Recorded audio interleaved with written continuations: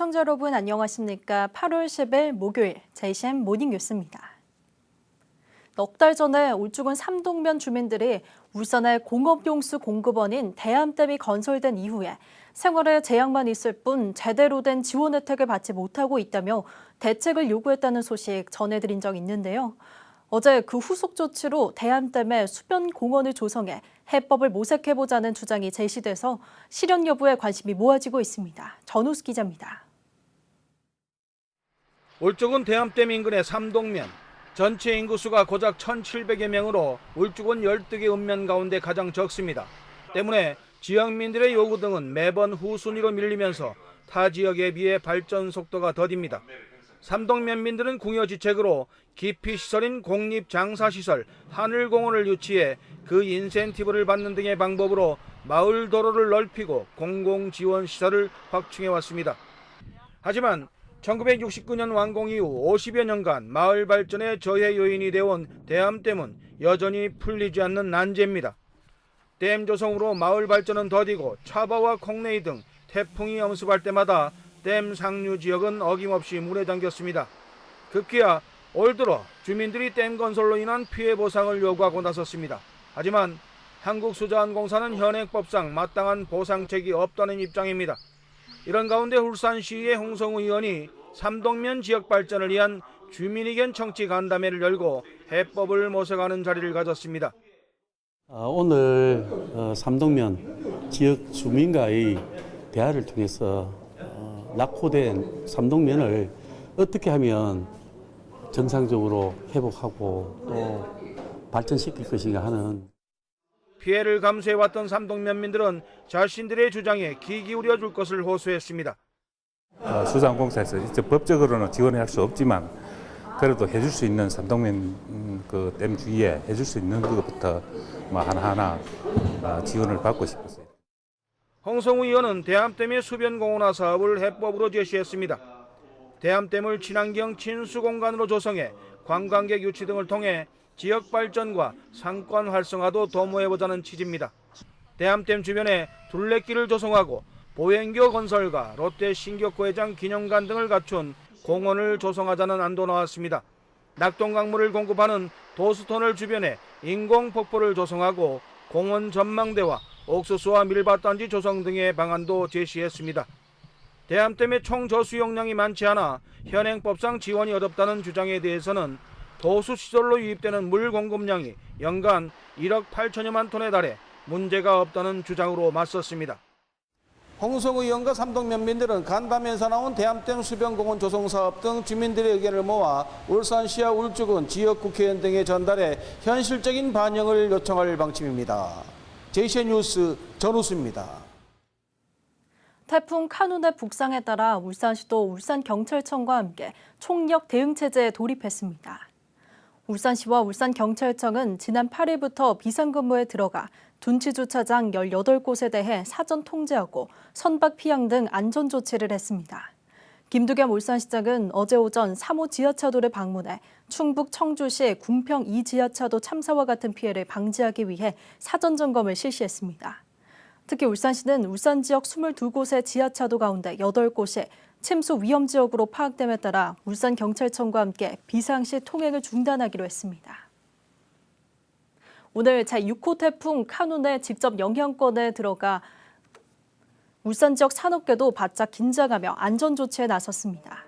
현대자동차 울산공장은 침수에 대비해 수출품 선적 부두와 저지대에 있는 차량 5천여 대를 안전지대로 옮기고 빗물이 생산 공장 안으로 들이치지 않도록 조치했다고 밝혔습니다.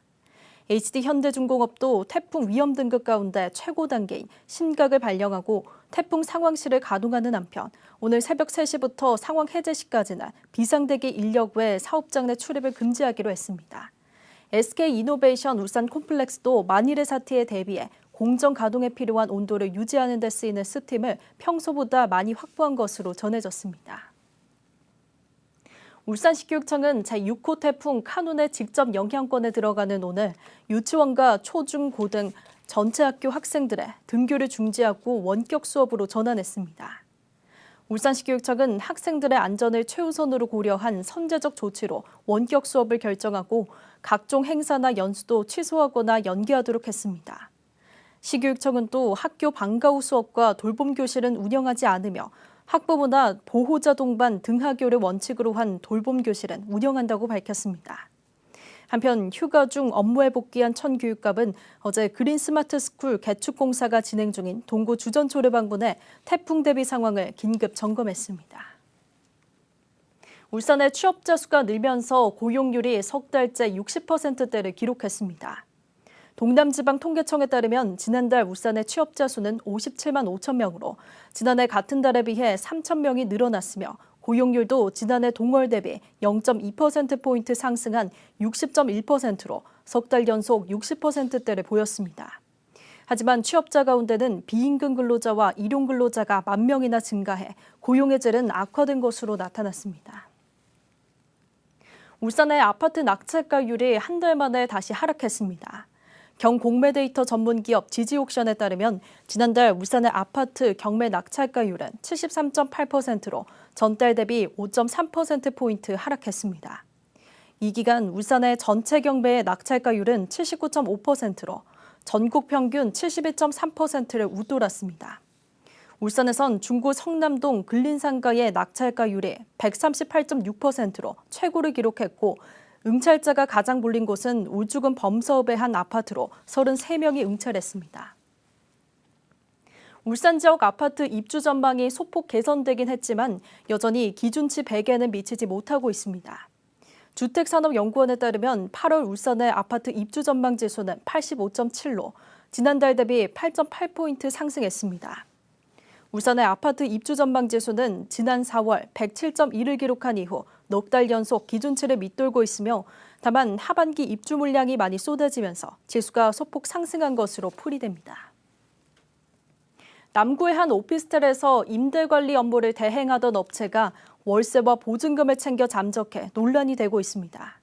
해당 업체는 임대인들에게 보증금 90% 정도를 넘겨받고 계약과 직관리, 금전 업무 등 임대관리 업무를 위탁 운영하는 업체로 임대인에게 지급할 이번 달 월세와 보증금을 챙긴 채 본사와 분점의 문을 닫고 연락이 두절된 것으로 나타났습니다.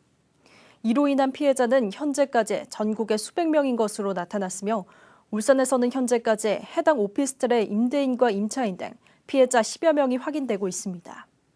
울산 지역 피해자들은 추가 피해자를 모아 해당 업체 대표를 사기 혐의로 경찰에 고소할 예정입니다.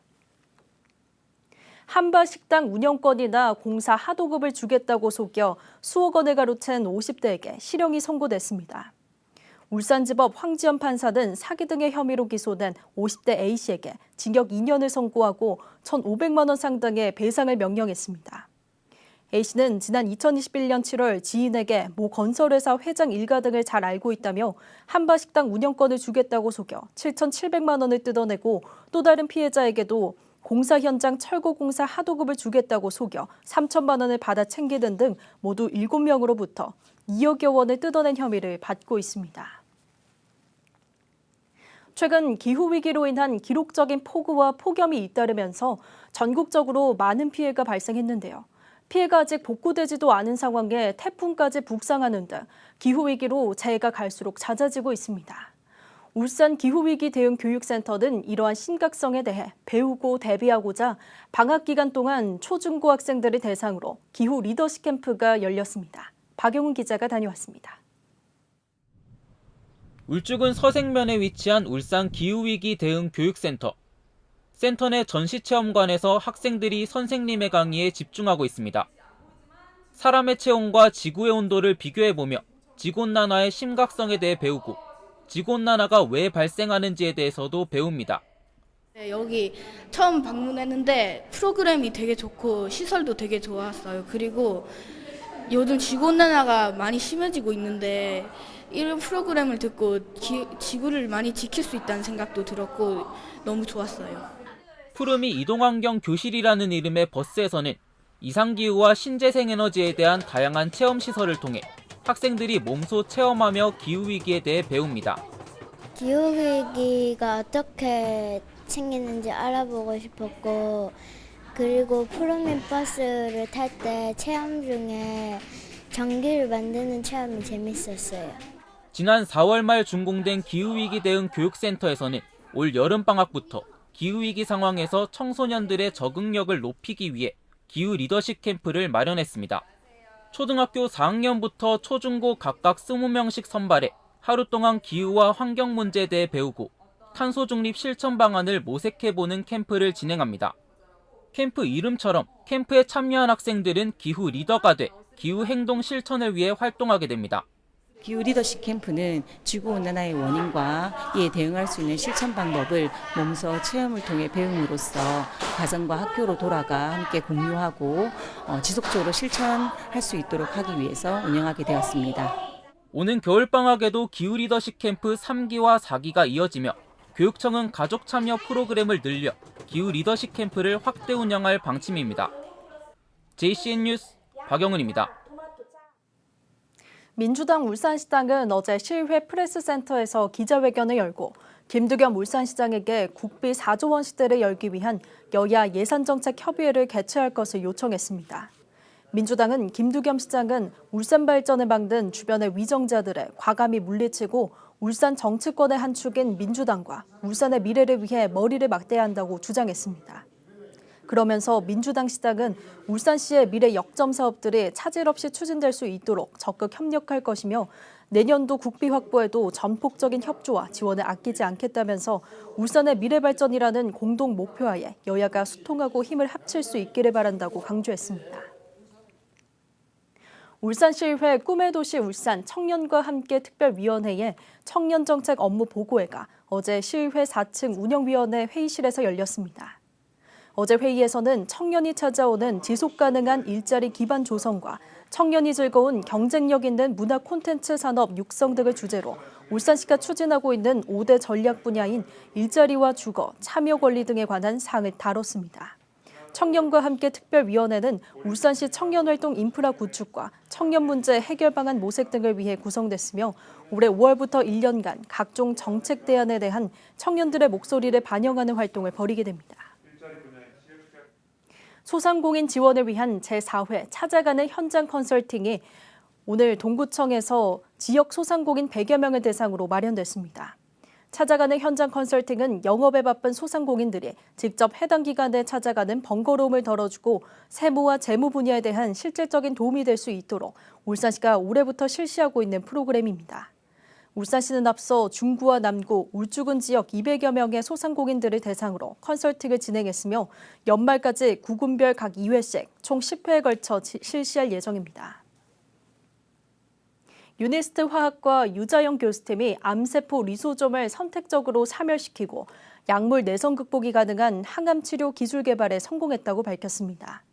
리소좀은 사용이 불가한 세포 소기관을 용해시켜 재활용하는 세포 내 작은 기관으로 리소좀을 표적으로 하는 항암제는 기존의 약물 내성을 극복할 수 있는 새로운 유형의 항암제로 주목받고 있으나 그동안 연구가 제대로 진행되지 않았습니다. 연구팀은 일정한 규칙으로 배치되는 자기 조립을 통해 생체 내에서 다른 세포를 해치지 않고 이동하는 마이셀 구조를 이뤄 결국 암세포를 사멸시키는 항암 치료 기술을 개발했습니다. 이번 연구 결과는 미국 화학회지에 7월 17일자로 온라인에 게재됐습니다. 울산박물관은 명승, 울주, 반구천 일원의 자연유산과 문화적 가치를 디지털로 감상할 수 있는 실감 영상 반구천의 암각화를 오는 11일 시민들에게 공개한다고 밝혔습니다.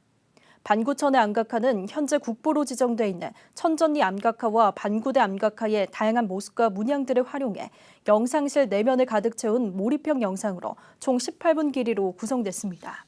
또 박물관 로비에 대형 멀티비전을 설치해 관람객이 직접 채색한 암각화 문양을 스캐너로 인식시켜 상상의 반구천으로 만들어보는 나만의 암각화 문양 채색 체험 참여 공간도 마련됐습니다.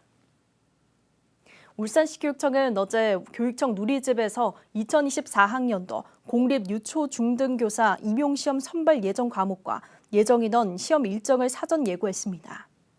올해 선발 예정 인원은 유치원과 초등교사 114명, 중등교사 65명 등 모두 179명입니다. 유치원과 초등교사 임용 1차 필기시험은 11월 11일에, 2차 필기시험은 내년 1월 10일부터 3일간 진행되고 중등교사 임용시험은 11월 25일 1차 필기시험이 진행될 예정입니다. 남구청이 적극적이고 창의적인 업무 추진으로 성과를 거둔 상반기 적극행정 우수 사례 5건을 선정했다고 밝혔습니다. 주민 선호도 조사와 적극행정위원회 심사 등을 통해 최종 선정된 5건은 안심귀가 서비스와 노상 공영주차장 무인주차 시스템, 울남청년 300과 공공시설물 관리 실명제, 장생포 근린공원입니다. 이 사업들은 주민 수요를 미리 파악해 선제적으로 대응한 점에서 좋은 평가를 받았습니다. 울주군은 어제 서부 노인복지관에서 노인 일자리 사업 참여 어르신 360여 명을 대상으로 사회보장제도 알림이 홍보를 실시했습니다. 이 자리에서 울주군은 복지 사각지대가 없도록 달라진 사회보장제도를 안내하고 긴급 복지 지원 사업 등 사회보장급여 신청 방법을 알기 쉽게 설명해 호응을 얻었습니다. 자, 이시엔 모닝뉴스를 마칩니다. 함께해 주신 여러분 고맙습니다.